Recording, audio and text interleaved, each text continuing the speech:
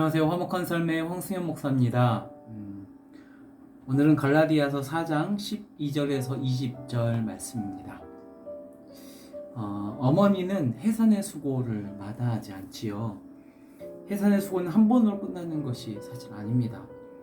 아이를 하루 만에 낳을 수 있다면 좋으련만 아이는 엄마 뱃속에 10달을 함께 하지요. 어머니는 그 아이를 낳기 위해서 무거운 배 때문에 허리가 나가고 또 아이를 낳느라 골반이 벌어지고 그걸로 끝이 아닙니다. 10달 지내고 나오는 아이는 그저 핏덩어리입니다. 아무것도 할 수 없습니다. 어머니가 모든 것을 다 해주어야 합니다. 핏덩이를 안고 젖을 먹이고 걸음마를 가르치고 해산의 수고는 그저 첫 걸음일 뿐입니다. 낮밤을 가리지 않고 울어대는 아이 때문에 피부는 날이 갈수록 푸석푸석해지고 아이를 돌봐야 하니 패션에 신경 쓸 거리도 없습니다. 모든 것이 이 아이에게 초점이 맞춰져 버립니다. 아이가 성장할 때까지 어쩌면 해산의 수고보다 더한 수고를 하는 것이 어머니입니다. 오늘 바울이 그 어머니의 심정으로 갈라디아 교회 성도들을 부릅니다. 바울은 복음을 저버리고 거짓 교사들에게 선동되어서 복음을 잊어가는 그 갈라디아 교회 성도들과 맺었던 끈끈했던 지난날의 과거를 이야기합니다. 12절 바울은 내가 너희와 같이 된 것 같이 너희도 나와 같이 되라고 말합니다. 고린도전서 9장 20절에서 22절 말씀을 보면 그는 몇 사람이라도 구원하기 위해서 유대인에게는 유대인처럼 다가가고 또 율법을 모르는 이방인들에게는 또 이방인처럼 다가갑니다. 그러니까 허물없이 그들과 같이 된 겁니다. 아무 편견 없이 자신이 갖고 있는 유대인의 전통이나 혈통을 기준으로 판단하지 않고 오롯이 그들 자체로 보고 그들을 받아들였습니다. 이제 갈라디아 교회 성도들이 바울이 그들에게 그랬던 것처럼 아무 장벽 없이 다시 바울에게 다가와서 바울이 전하는 복음을 다시 듣고 진리를 확신하기를 원합니다. 지난날 그들은 참 좋았습니다. 바울이 갈라디아인들을 처음 방문했을 때에 아마 바울에게는 질병이 있었던 것 같습니다. 어떤 질병인지 알지 못하지만 갈라디아인들이 혐오할 만한 질병이었던 것 같습니다. 시험에 걸려 넘어질 만한 질병. 그 질병 탓에 바울은 몸이 쇠약했을 거고 그의 얼굴도 좋지 않았을 것이죠. 그 탓으로 바울의 눈에까지 영향을 받은 것 같습니다. 그런데 이 갈라디아 지역 성도들은 그를 향해서 침을 뱉거나 업신여기지도 버리지도 않고 오히려 하나님의 천사같이 그리스도 예수와 같이 바울을 영접해 주었다고 이야기합니다. 바울이 그렇게 아팠을 때에 바울에게 눈이라도 빼줄 것 같았던 사람들이 바로 갈라디아 지역 성도들이었죠. 그런데 이 둘의 관계가 갈라지기 시작하죠. 거짓 교사가 들어와서 이 둘을 이간질하고 원수같이 만들어버립니다. 바울이 전해준 복음에 대한 기쁨과 열정을 잊어버리고요. 바울에 대한 인간적인 사랑조차도 사라져버리는 것만 같습니다. 그런 갈라디아 교회 성도들과 다시 좋은 관계로 돌아가고만 싶습니다. 그런데 여러분, 바울이 좋은 관계로 돌아가고 싶은 이유는 단순히 인간적인 관계 회복 혹은 갈라디아 지역 교회 성도들의 마음을 자기 편으로 뺏어오고 싶어서가 아닙니다.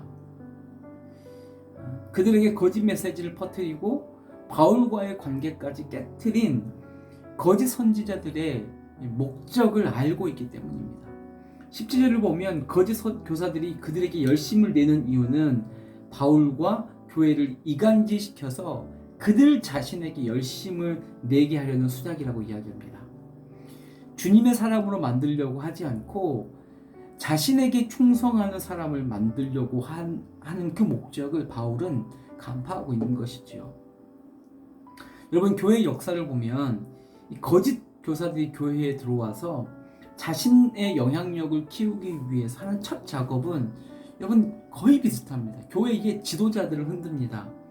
갈라디아 교회에 들어온 거짓 교사들도 그랬고요. 지금 신천지나 다른 이단들이 교회에 들어와서 하는 작업이 비슷합니다. 설교에 대해서 꼬투리 잡고, 사소한 잘못을 꼬투리 잡고, 없는 잘못을 만들어서 꼬투리 잡고, 성도와 목사의 관계를, 리더와 이 팔로워의 관계를 깨트립니다. 그렇게 자신의 영향력을 키워가는 겁니다. 근데 여러분, 그렇게 자기의 영향력을 키워가는 목적은 하나입니다. 결국 자신입니다. 수많은 이단과 사이비가, 또 이상한 목사님들이 자신이 예수 그리스도가 되어서 자신이 숭배받고 싶었기 때문입니다. 여러분, 수많은 사람들이 자신을 따라온다고 생각해 보시죠. 얼마나 희열을 느끼겠습니까? 어떤 목사님이 그런 막말을 하신 적이 있죠. 빤스 내려라 해서 그대로 하면 내 성도고, 거절하면 내 성도가 아니다.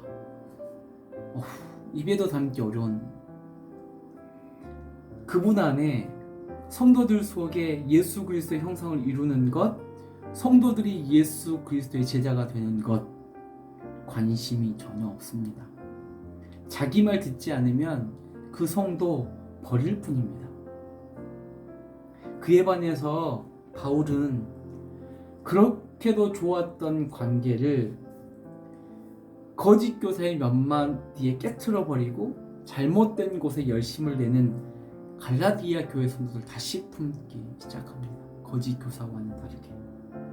19절 보십시오. 그들 향해서 어떻게 부릅니까? 나의 자녀들아 라고 부릅니다. 다시 그들 안에 그리스도의 형상을 이루기까지 다시 해산의 수고를 하겠다고 이야기합니다. 여러분, 진짜 하나님의 일꾼은 자신을 위해서 사람을 이용하지 않습니다.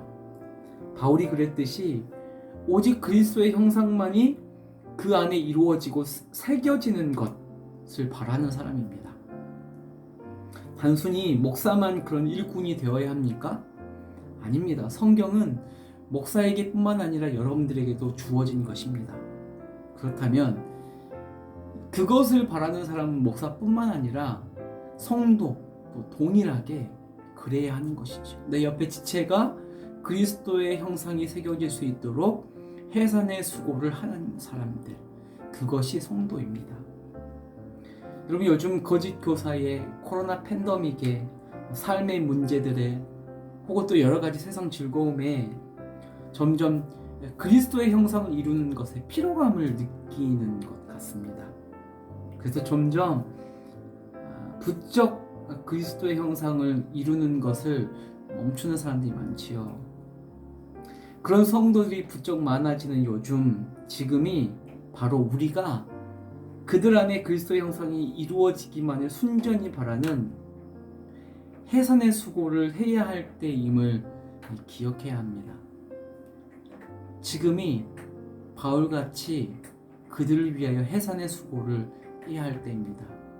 기도하고 그들에게 올바른 진리를 전하고 끊임없이 그들이 다시 걸음마를 걸을 때까지, 예수 그리스도의 형상을 회복할 때까지 해야 할 작업입니다. 그 일에 청년부 여러분들을 초청합니다. 우리가 해야 할 일임을 잊지 않고 그 자리에 우리가 있기를 소망합니다. 기도하겠습니다. 하나님, 요즘 수만 가지의 이유로 예수 그리스도의 형상을 이루는 것을 멈추어 버리는 사람들이 참 많습니다. 하나님, 그런 요즘에 우리가 바울과 같은 자가 되어야 하지 않겠습니까?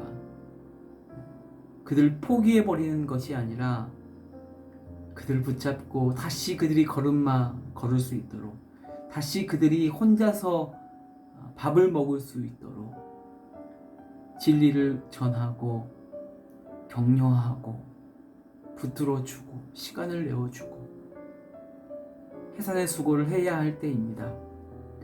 그 해산의 수고의 자리에, 영적인 어미의 자리에, 아비의 자리에 우리 청년들이 있기를 소망합니다.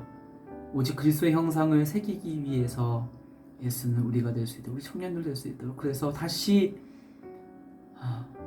이 땅에 그리스도의 부흥이 일어날 수 있도록 예수는 우리가 될 수 있도록 인도하여 주십시오. 감사합니다. 예수님의 이름으로 기도드립니다. 아멘.